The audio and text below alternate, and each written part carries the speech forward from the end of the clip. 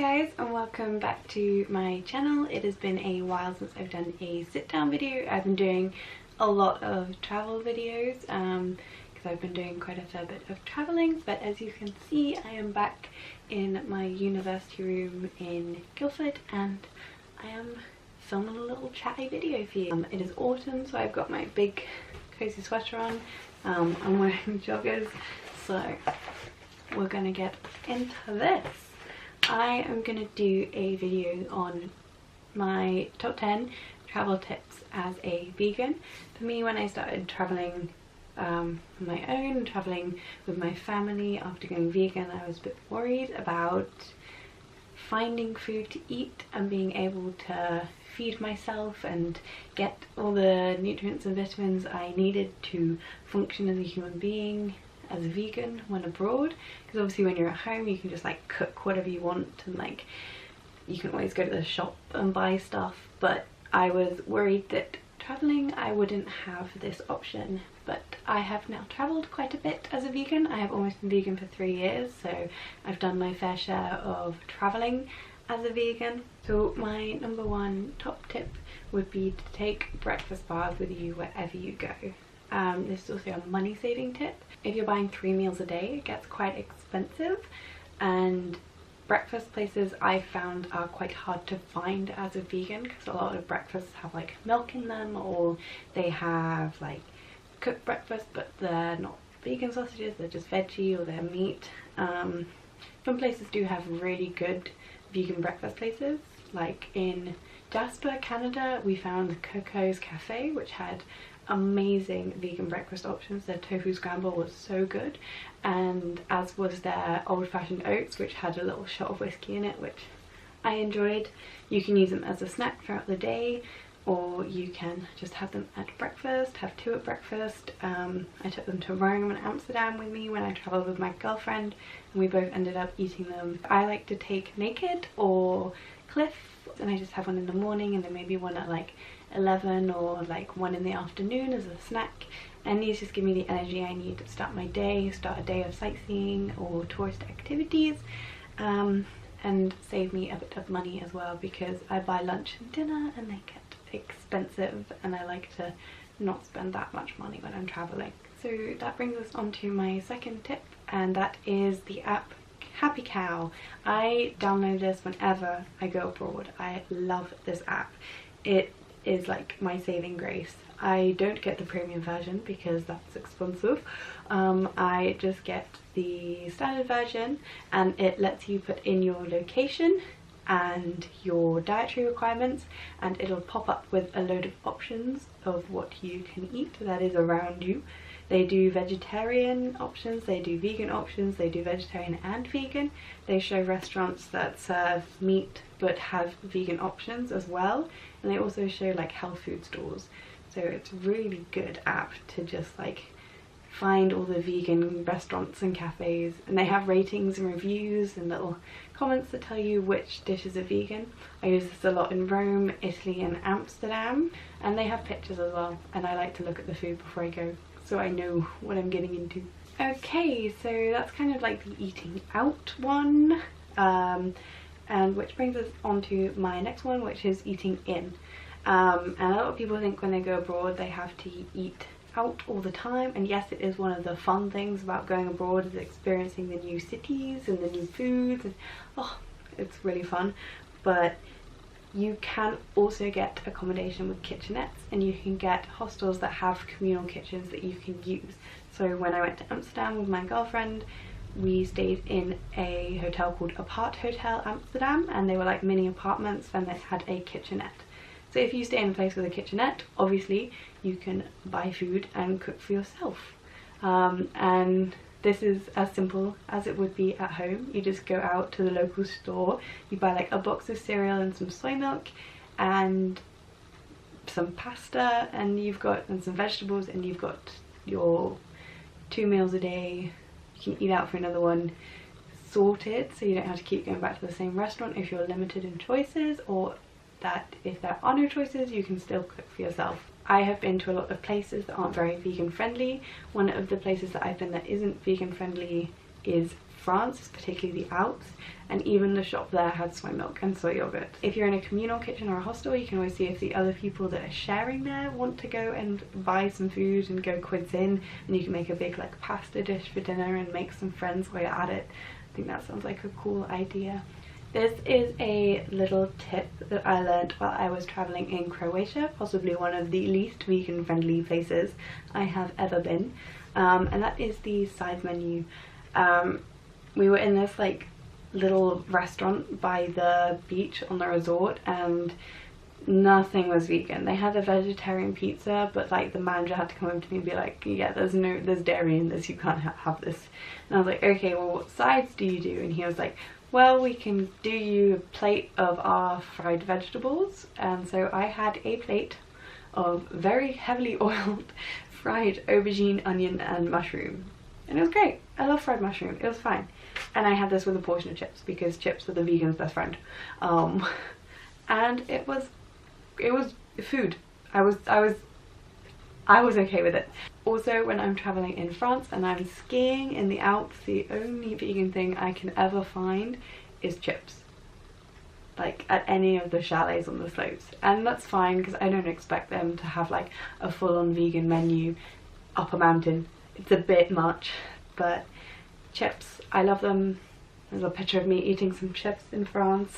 Every time I go skiing, my lunch is just chips and black coffee. That's okay because it's only one meal a day. This kind of brings us on to our next point about getting your nutrients in. So supplements. When you are eating fried vegetables and chips for 4 days straight, you tend to get a bit malnourished in the nutrient department, and I always travel with supplements. So I have this pot of Vegan City B12, and this is quite an old pot, but I found it again, so I'm using it up. And I just take one of these a day. And then I have my V-Fuel vitamin supplements, and I take 2 of these a day, and I take these traveling with me everywhere I go. I have a discount code for this. I will link and say it in the comments. It's just PlantStrong10. Use it if you want. Yeah, I take these everywhere. So tip number 6 is really quick and simple. Learn the phrases for vegan or vegetarian, or I don't eat milk, or I don't eat egg, or no meat. Even if it's something as simple as parley, like no milk. Learn the words, because it can really help the locals. Because if you just sit there and shout vegan, vegan, no meat, like people don't get it. If you like, some locals don't have the word for vegan, some countries don't really recognize it, some restaurants will hate you if you are. But if you say you're allergic to vegan, or if you're allergic to milk, dairy, eggs, then they tend to be a lot more understanding. You can print out a little card or something that says it in the local language with the local writing. It's a really handy thing to have so that you're not sat there like miming like no chicken, no like milk. And another really quick and simple tip is to research the country before you go. Every time before I travel to a country, I will look up what it's like being a vegan there, where in the like world ranking of vegan friendly countries it is. I think number 1 at the moment is Berlin. So and I will look at like videos of vegans traveling in this country, videos of vegans going to the city that I'm going to. I'll just like shop around and see how other people dealt with it. I'll read blogs, I'll look online, this wonderful internet thing that we are all on right now. I will use it. This one's a bit like random, but smoothies is tip number 8. I found that smoothies are everywhere. In Canada, we went to a few Starbucks along the way, and when there was no vegan option anywhere, I got a smoothie or a fruit salad. They will always have smoothies and fruit salads. I went to a little like cafe that had no vegan options, and they had a fruit salad, so I ate the fruit salad for breakfast. They had soy milk, which was good, The oats were already made though, so it kind of sucked. But smoothies and fruit salads are just a staple. Like, they'll keep you ticking over until you can find somewhere else for the next meal, or you can get to a shop. So if you're in a cafe and you're a bit stuck as to what to eat, look at the smoothies. And then tip number 9 is to notify the places you're going. Not like ring up the country and say, yo, Italy, I'm coming. Let your hotel know if you are getting complimentary breakfast, or let your tour group know if you're going on a group tour, and let your airline know if you're getting food on the plane. On the way to Canada, my mum, who did all the tickets, forgot to mention that I was vegan, so I was not vegan on their little register, so I didn't get any food. So I had to buy food before I got on. At least I bought food before I got on, otherwise I would have starved for 8 hours, and it would have been the end of the world. Like, I sleep and don't eat for 8 hours like every day, so it's like, but it still would have been annoying, because like when you're on a plane and you're bored, you just want to eat. But on the way back, we put it on my ticket that I was vegan, and I got some great food, and I got served first because they did all the dietary requirements first, and I was sat there like, yes, I'm so hungry. And my family were like, we're so hungry too, but they didn't have any food and they had to wait an extra 20 minutes, and I was like, ha ha ha. Vegan. Best vegan brownie on that, by the way, Air Transat to Canada, amazing vegan brownies. While we were in Canada, we did a tour that, like, we went to a restaurant halfway through the day, and because we notified the tour group that I was vegan beforehand, I got vegan food. Same with our horseback trekking, because we notified them beforehand, they were able to make me vegan sandwiches, vegan dinners, vegan breakfasts, vegan sides, everything. They were so good about it. And then our last tip, wow, we're all the way through, is me telling you some of the best places to go. So some places I've been that have been amazing as a vegan to travel is Amsterdam. Phenomenal food. I'll put some pictures up. Amazing restaurants. Happy Cow is like chock-a-block. If you go outside of the city a bit, just one stop I think down from Amsterdam Central, you will get to a district which has the vegan junk food bar in it. There is one in Central, but this one does all of their food. So it does these double-decker burgers that are phenomenal. Rome has also been really good as a vegan. I was really surprised. I was quite worried going to Rome, but turns out that was for nothing. It is another great place to travel.